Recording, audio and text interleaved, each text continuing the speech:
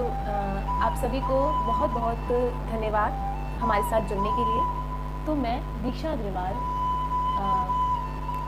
आप सभी को स्वतंत्रता दिवस की बहुत शुभकामनाएं देना चाहती हूँ। पता नहीं क्यों, पर शुभकामना जो शब्द है बड़ा ही एक प्यारा है, खूबसूरत है, क्योंकि जब हम किसी को किसी भी विषय पर शुभकामनाएं देते हैं तो वो भी मुस्कुराता है, हम भी मुस्कुराते हैं। लेकिन आज मुझे उतना बल नहीं दिख रहा अपनी शुभकामनाएं जब मैं आपको दे रही हूँ। पता नहीं क्यों, ऐसा कौन सा दबाव है जो मुझे ये करने से रोक रहा है।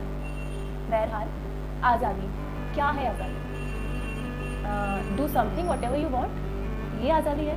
हाँ, यही आज़ादी है, क्योंकि हम देख रहे हैं कि व्यक्ति वो कर रहा है जो वो चाह रहा है ना। उसका जो मन है वो कर रहा है, वो ये नहीं देख रहा कि मेरे कार्य से किसी को परेशानी तो नहीं हो रही, नहीं देख रहा। लेकिन ये अधिकार सबके पास नहीं है, कुछ एक के पास है। आज हर माँ, हर पिता अपनी बेटी से ये कह रहा है कि बेटा, आप बाहर जा रहे हो, थोड़ा संभल के जाना, संभल के रहना, आप आओ तो मुंह को भांग कर आना। हम तो आज़ाद हैं, पर फिर भी ये क्यों? आज मैं आपको बताती हूँ कि मेरी बहन का फ़ोन आया और उसने मुझसे कहा कि कॉलेज जाती हूँ, संभल के जाती। पर मैंने बोला, भाई क्यों? 77 साल हो गए आज़ादी को, मैं तो आज़ाद हूँ, अब क्यों ऐसी बात है? ये सही है उनका डर। हम आज़ाद तो हुए हैं, लेकिन आज़ादी की परिभाषा को हमने सही तरीके से नहीं लिया है। आज़ादी क्या है? सिर्फ जश्न मनाना आज़ादी नहीं है। आज मैं सुबह टीवी देख रही थी तो बड़ा ही अच्छा प्रोग्राम आ रहे हैं, बड़ी ही जश्न उल्लास, एक तेज के साथ स्वतंत्रता दिवस को मनाया जा रहा है। और ये जाहिर सी बात है, मनाएंगे हम, क्योंकि एक संघर्ष के बाद हमने ये दिन देखे हैं, मनाएंगे। पर पता नहीं क्यों, एक तरफ उत्साह है, एक तरफ वो जश्न है, और एक तरफ मन में एक डर है। एक डर है कि क्या ये सही हो रहा है? कैसे हम अपने सपनों को पूरा करेंगे? बहुत बड़ा डर है हमारे बीच। इसलिए मैंने सोचा कि मैंने टीवी बंद कर दी और मेरे मन में आया कि नहीं, कुछ दिन मौन रहा जाए। आज पता नहीं क्यों मन इतना बेचैन है, और सिर्फ मेरा ही नहीं है, बहुत ऐसे लोग हैं जो आज सच में बेचैन हैं, मौन है। हम आज़ादी के अमृत काल को मना रहे हैं। हम 75 वर्ष से हमने अमृत काल को स्टार्ट कर दिया। मैं आपसे पूछती हूँ, what do you mean by Amrit? क्या है अमृत? अमृत एक शुद्धता को प्रतीत करता है। जब भी हम अमृत शब्द का प्रयोग करते हैं तो कहीं ना कहीं एक ट्रांसपेरेंसी, एक शुद्धता, एक पवित्रता हमारे मन में आती है। और काल मतलब समय, टाइम। तो हम तो एक शुद्ध समय की बात कर रहे हैं, हम तो अमृत काल में प्रवेश कर चुके हैं। सच में हम अमृत काल का एक अमृत काल में हम हैं। देखिए अपने चारों कितनी शुद्धता है। किस अमृत काल की बात कर रहे हैं? पूछिए उस बेटी से जिसने, उस माँ बाप से, उस बेटी से जो 2 घंटे बाहर खड़ी रहे, क्या उनके लिए अमृत काल कोई मायने रखता है? आज माफ़ करिए, मैं बहुत ज़्यादा नहीं बोलना चाहूँगी, पर हाँ, उन सभी देशवासियों को, उन सभी जवानों को, उन सभी शहीदों को मैं बहुत नमन करती हूँ, जिनकी वजह से हम थोड़े ही सही पर सुरक्षित हैं। उन सभी शहीदों को जो, और उन सभी जवानों को जो तपती धूप में, ठिठुरती सर्दियों में सरहदों पे खड़े हैं हमारी सुरक्षा के लिए, उनको मैं तहे दिल से बहुत नमन करती हूँ। और वो अनगिनत तारे जो आसमान से अपने भारत को देख रहे हैं, अपनी प्रगति, जो प्रगति कर रहा है भारत, उस भारत को देख रहे हैं, आज वो भी नम है, आज उनकी भी आंखें नम हैं। सोचिएगा जरूर। अपनी बात को मैं अंत करती हूँ ये कहते हुए कि हमें अपने विचारों में थोड़ा परिवर्तन लाने की जरूरत है। आज़ादी सिर्फ भाषणों में समाहित नहीं हो सकती है। आज़ादी मतलब अपनी सोच में आज़ादी लाइए। आप जिस कार्य कर रहे हैं कर्तव्य के साथ करिए। माफ़ करिए अगर मेरे शब्द किसी को बुरे लगे हों, लेकिन आज मैं सिर्फ इतना ही बोलना चाहूँगी। और बहुत बहुत शुक्रिया कि मेरे को एक मौका दिया अपने विचार रखने के लिए। और आप सभी को 78वें स्वतंत्रता दिवस की बहुत शुभकामनाएं। धन्यवाद।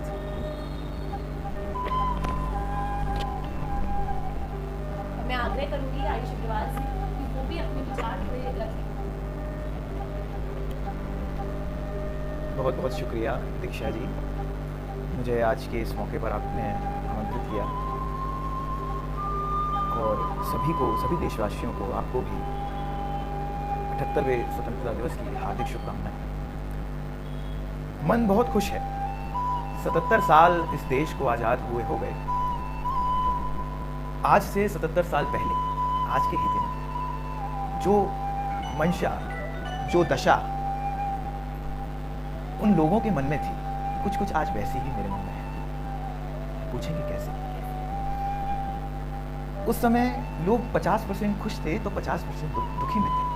आपको अच्छे से पता है उस समय भी बहुत बड़ा दुख और अंग्रेजों का दिया हुआ, ब्रिटिशों का दिया हुआ वो बहुत बड़ा दुख था जिसका नाम था सांप्रदायिकता।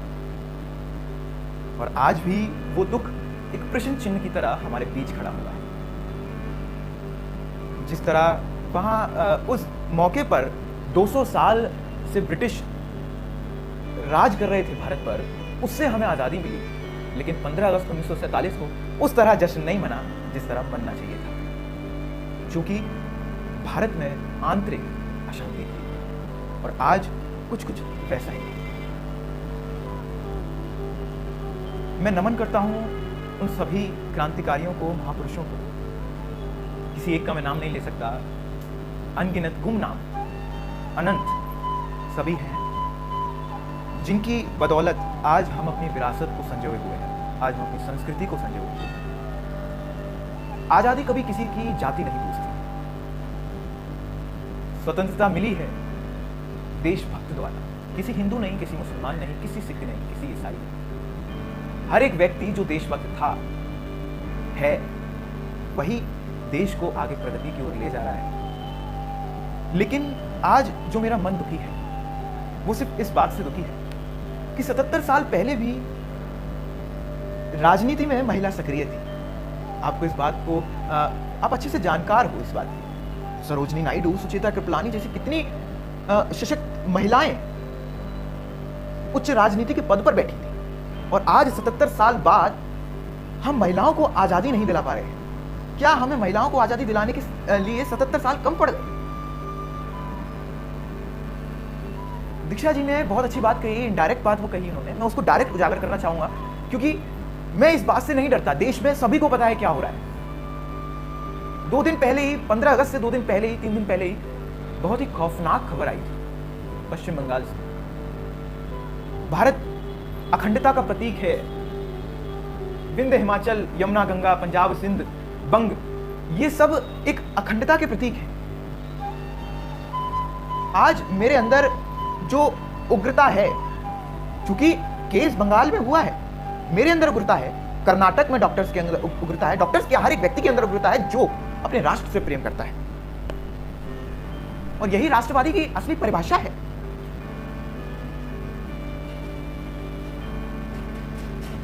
आज आजादी मिली है, लेकिन आजादी किसे मिली है मैं आपको बताता हूं। आजादी मिली है भ्रष्टाचार को। आजादी मिली है उन हैवानियत करने वाले लोगों को जिन्होंने संविधान को कूड़े में डाल के रखा हुआ है और अपनी मनमानी से अभिव्यक्ति की आजादी, कुछ भी करने की आजादी का फायदा उठाया है। भारत का संविधान जटिल नहीं है, इसलिए आज सभी अपनी आजादी को एक अलग तौर से देखते हैं। मैं देश के बड़े बड़े नेताओं से, प्रधानमंत्री जी से और राष्ट्रपति मैडम से सिर्फ इतना ही आश्वासन लेना चाहूंगा कि ये कब तक होगा। अभी हाल ही में 1 जुलाई को criminal justice of India reforms हुए हैं। क्या रिफॉर्म्स किया है आपने? क्या एक रेपिस्ट को 20 साल के बाद सजा मिलनी चाहिए? This is not fair. अगर आपने बंगाल की न्यूज देखी हो तो आप अंदाजा लगा सकते हैं कि उस बेटी पर क्या बीती होगी। उसके माँ बाप को बेटी को देखने का मौका नहीं दे रहे हैं। आप सुसाइड बता रहे हैं उस चीज को।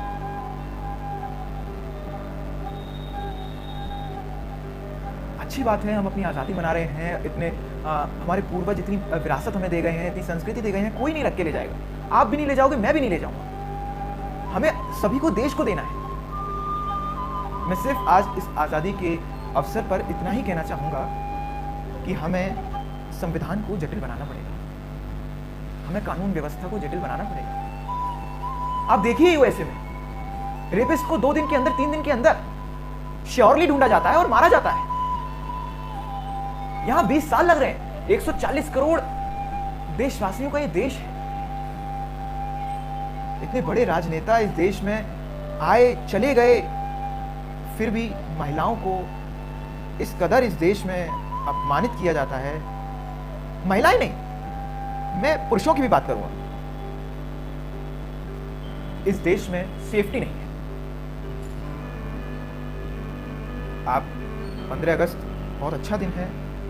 जिस कदर हमें 200 वर्षों में बोलने का मौका नहीं मिलता था, आज हम वो सब कर पा रहे हैं। जिस कदर हमारे बड़े बड़े राजनेता दादा भाई नौरोजी, महात्मा गांधी अपनी विचारधाराओं के द्वारा इतनी मेहनत से इस देश को आगे की पीढ़ी को सौंप कर गए हैं। उन्हें 77 सालों में हालांकि हमने विकास किया है, हमने अपनी अर्थव्यवस्था में विकास किया है, फॉरेन पॉलिसी में विकास किया है, बट इसको भी देखना पड़ेगा कि आंतरिक सुरक्षा हमारी कितनी है। अभी हाल ही में बांग्लादेश में, जो बांग्लादेश राजनीतिक स्थिरता के रूप में मानी जाती थी, पॉलिटिकल स्टेबिलिटी थी उसमें, 20 साल से एक ही महिला उच्च पद पर विराजमान थी। उस बांग्लादेश में आपने देखा होगा युवाओं ने क्या हालत की। क्या अपने विद्रोह को हिंसा में बदलना सही है? तो वही कुछ असर मुझे आज बंगाल में दिख रहा है।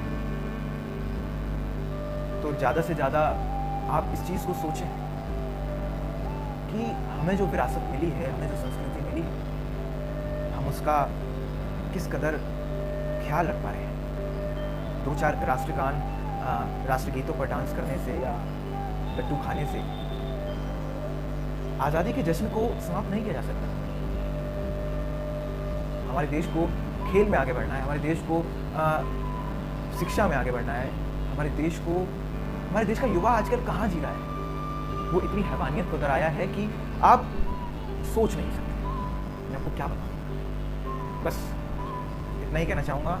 आज के इस मौके पर दीक्षा अग्रवाल जी ने मुझे बोलने का मौका दिया, क्योंकि आज उनका कहना है कि 15 अगस्त इस बार नहीं लग रहा है 15 अगस्त कि हाँ आज़ादी मिली है, क्योंकि इस घटना ने मुझको नहीं, दीक्षा जी को नहीं, बल्कि देश के उन सभी लोगों को जो देश से राष्ट्र प्रेम करते हैं झकझोर किया है अंदर से। मैं आज 15 अगस्त के इस अवसर पर सभी क्रांतिकारियों को और महापुरुषों को एक श्रद्धांजलि अर्पित करना चाहता हूँ। मेरे सैनिक जो आज सियाचिन के -40 डिग्री सेल्सियस पर भी भारत की रक्षा कर रहे हैं, +50 से ऊपर जैसलमेर में रक्षा कर रहे हैं, और मेरी बहनों को भी जो इस देश में पढ़ते पढ़ते मर गए। आपको क्या बताऊं मैं। बहन, हम शर्मिंदा हैं, तेरे कातिल अभी भी जिंदा हैं।